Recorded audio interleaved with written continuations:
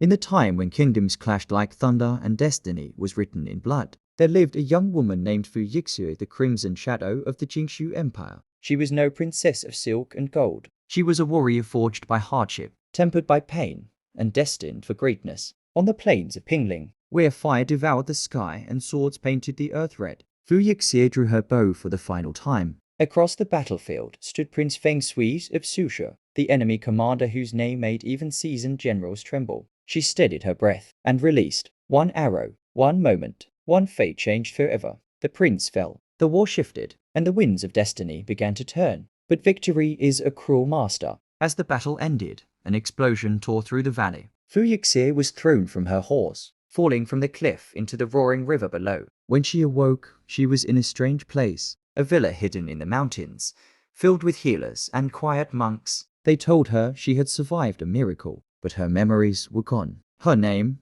her past, her purpose all washed away by the river's current. They called her Xiao Fu, and though she smiled, her eyes held a sadness she couldn't name. Each night, dreams haunted her, visions of war, fire, and a man's face she could never remember. That man Prince Feng Suige had lived. The arrow had scarred his chest, but not his will. His kingdom called him hero, but his heart whispered vengeance. He searched for the archer who had nearly ended him, and destiny, mischievous as ever, led him right to her. Hidden beneath a scholar's robe, he entered the righteous villa, and there, among cherry blossoms, he saw her again. The woman who had changed his life with a single shot. But she looked different, gentle, kind, free of the hatred of war. "Have we met before?" she asked softly. He should have killed her, yet somehow he couldn't. Days turned to weeks. He stayed by her side pretending to study medicine, while secretly watching her every move. And slowly, the fire in his heart began to melt. She laughed like sunlight, spoke like spring rain,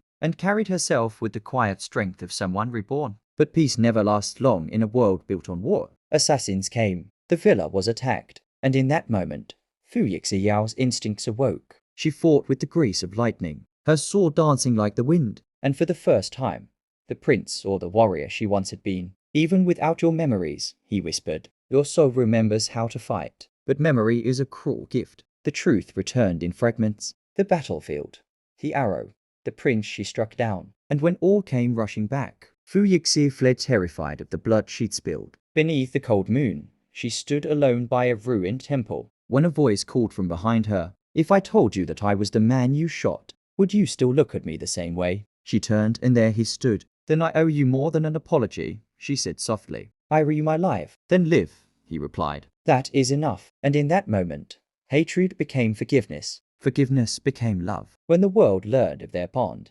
chaos erupted. Two nations, once drenched in each other's blood, would not allow their enemies to fall in love. They were hunted by both sides, traitors to all, loyal to none but each other. And yet, beneath storms and swords, they fought not to rule, but to end the cycle of pain. "If fate decrees we are enemies," said Yixiao, "then let us rewrite fate." Their courage ignited a new dawn. The war ended, not by blade, but by the will of two hearts that refused to bow. Years later, travelers spoke of two wanderers, a woman in red and a man in white, who roamed the lands teaching peace, healing the wounded, and singing songs of forgotten love. They called her the Arrow of Mercy, and him the Prince of Peace. And on quiet nights, when the wind passes through Pingling Valley, the villagers say you can still hear their melody, soft, eternal, and unbroken. The song of two souls who defied destiny. The song of the fated heart. Please like and subscribe for more.